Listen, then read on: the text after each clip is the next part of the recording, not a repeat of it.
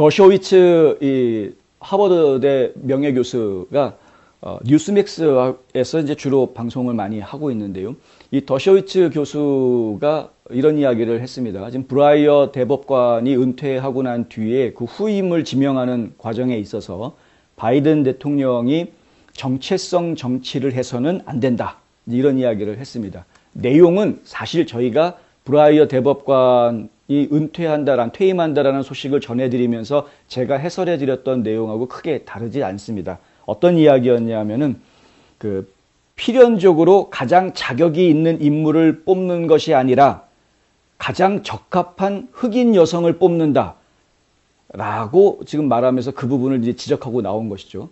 그러니까 그 사람이 능력이 있느냐 자격이 되느냐 그것을 보고 사람을 뽑아야 되는데 그게 아니라 흑인 여성이라는 타이틀을 딱 정해놓고 그 부분만 딱 정해놓고 흑인 여성으로 뽑겠다라고 이미 딱 단정을 지었던 그런 부분들, 이것을 가지고 이제 정체성 정치라고 지금 표현하고 있는 것이죠.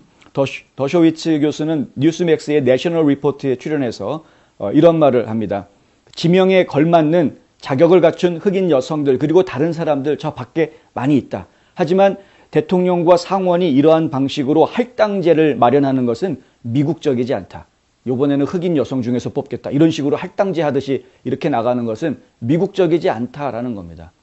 미국은 아메리칸 드림으로 대변되는 이 미국은 기회의 나라입니다. 기회의 나라.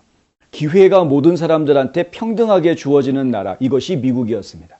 그래서 아메리칸 드림의 기회가 있다라고 모든 사람들이 믿었고 그래서 이역 만리 진짜 태평양 건너서 대서양 건너서 많은 사람들이 이 땅으로 온 겁니다. 그 기회의 평등을 이해할 때는 이런 걸 얘기해야 되는 거죠. 기회의 평등. 그런데 지금 이렇게 할당제, 히스패닉 출신이니까 흑인 중에서 이번에는 뽑겠다. 이번에는 아시안 중에서 한 명 뽑겠다. 이런 식으로 할당하듯이 인종별로 할당하듯이 한 명씩 이런 식으로 하는 것은 말이 안 되는 것이죠. 이건 미국적인 것이 아니다. 더쇼위츠 교수는 바이든이 무슬림이나 유대인을 임명할 것이라고 말한다면 그것도 헌법에 어긋나는 것이다 라고 말할 것이다 라는 얘기를 했습니다. 이거는 헌법적이지도 않다라는 거죠.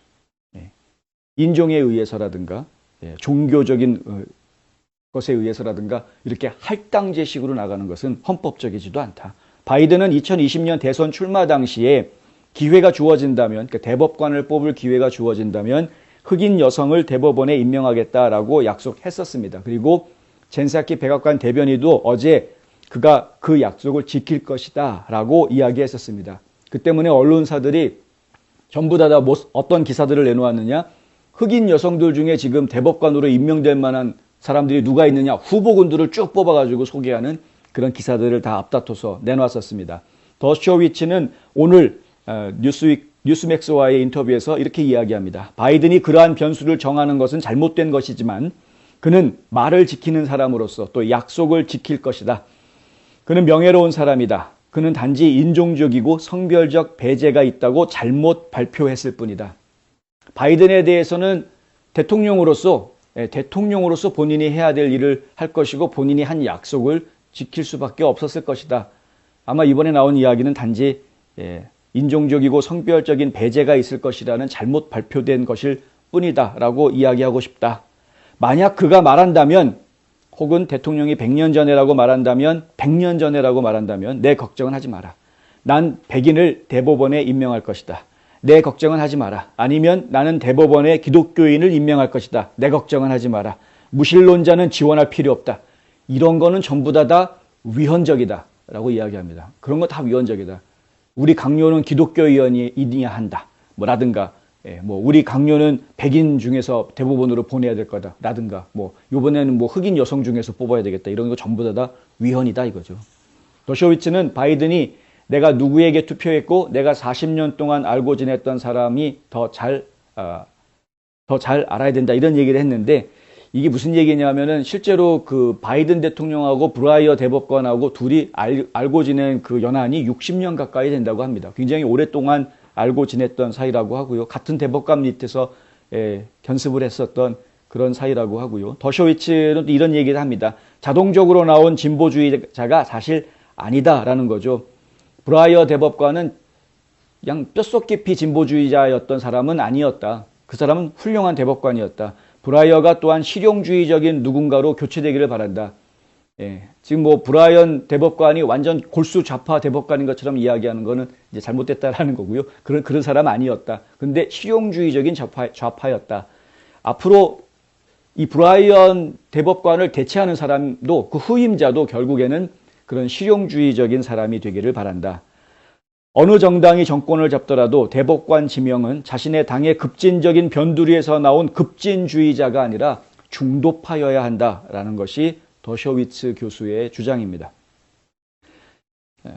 더쇼위츠 교수는 조 바이든이 캘리포니아주 법무장관 출신인 카멀라 해리스 부통령을 대법원에 지명할 시나리오는 없다라고 본다라는 이야기도 했다고 하는데요. 뭐 이런 소문이 돌았었나 봅니다.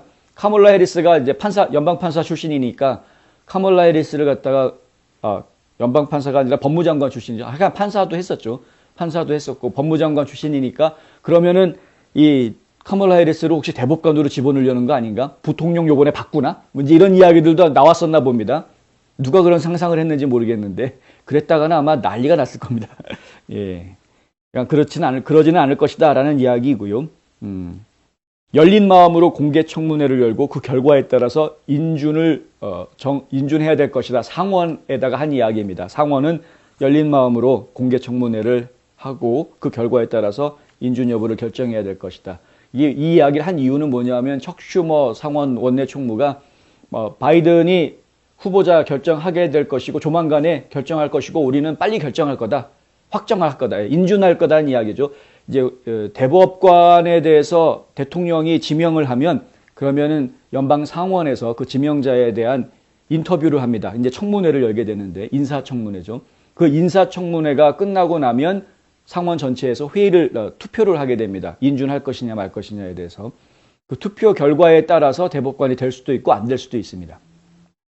근데 이제 지금 상원이 50대 50으로 나눠져 있는 상황이기 때문에 이 50대 50으로 나뉘어져 있는 상황에서 과연 이 대통령이 지명한 대법관 후보가 인준을 받을 수 있을까 없을까 이것도 이제 하나의 관심사 중에 하나가 되고 있습니다. 근데 이제 척 슈머 의원 같은 경우는 바이든이 곧 후보자를 지명할 거고 마치 자기가 후보자 누군지 알고 있는 것처럼 그렇게 얘기를 막 했죠. 근데 이제 더쇼위츠 교수가 지적하는 건 뭐냐면 상원은 누굴 지명하고 말고 거기에 나서지 마라. 이제 선을 그어주는 겁니다. 너희들이 해야 될 일은 지명자가 누구다 아니다 이런 것이 아니라 대통령이 지명자를 정해주면 그 사람에 대해서 공개 청문회하고 인준 절차를 밟는 것이 상원이 해야 될 일이다. 딴 데 신경 쓰지 마라.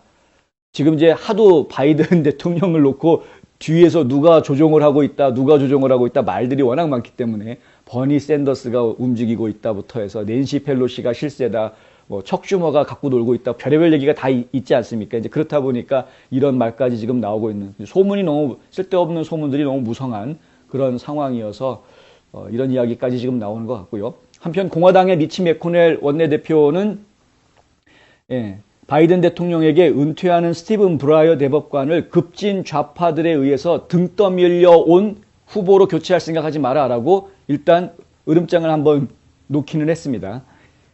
이제 하도 뒤에서 조종하는 사람 많다는 얘기가 나오니까 혹시 급진 좌파 민주당 의원들이 막 뒤에서 밀어가지고 이 사람 대법관 해달라라는 이야기가 나오면 바이든이 그냥 시키는 대로 그러죠 뭐 그러서는 지명할까봐 이제 이런 얘기들이 나오는 것인데 이거는 지나친 상상들이고요. 사실은 실제로 백악관에서 일이 그렇게 돌아간다는 증거는 아직 없습니다. 바이든은 바이든 나름대로 생각하고 있는 것 같기는 합니다. 물론 지금 건강 상태가 뭐 정말 온전한지 그거는 저희가 확신하기가 좀 힘들지만은 하지만은 나름대로 좀 생각하는 것 같기는 하다. 그리고 지금 급진 좌파들이 지금 바이든은 막 뒤흔들려고 하는 이런 부분들에 대해서는 어쨌든 계속 가로막고 견제를 좀 해줘야 되는 거는 맞는 거죠. 어쨌든 미국의 대통령인데 국민들이 뭐 부정선거로 됐든 뭐로 됐든 간에 하여간 대통령이 됐으니까 그러면 대통령답게 하게끔 도와주든가 해야 되는 거가 사실은 맞는 거니까. 물론 일을 잘하라고 도와줘야 되는 거, 잘 못하라고 도와주면 안 되고. 그런데 50대 50 이렇게 표가 나올 가능성도 있죠. 그럴 경우에 어떻게 되느냐. 만약에 공화당 똘똘 뭉쳐가지고 반대 50명, 민주당 똘똘 뭉쳐가지고 찬성 50명 이렇게 나오게 되면은 상원의 의장을 맡고 있는 부통령이 결정합니다. 카멀라 해리스가 결정하게 되겠죠. 그래서 50대 50이 되면은 통과될 가능성이 이제 커지게 되는 것입니다.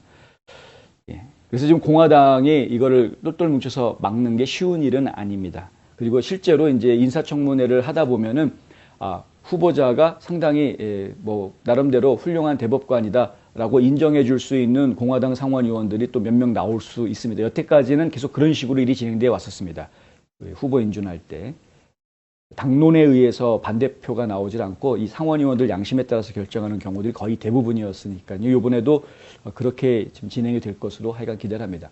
어쨌든 중요한 것은 저희도 마찬가지로 같은 지적을 했었는데 그 정체성에 의해서 이거를 분류를 하고 할당하듯이 이렇게 뭐 흑인 여성이니까 한 명 뭐 이런 식으로 정치를 해서는 안 된다라는 것, 이것은 굉장히 중요한 부분이고요. 우리가 미국다워지기 위해서 조심해야 되는 부분이 분명합니다.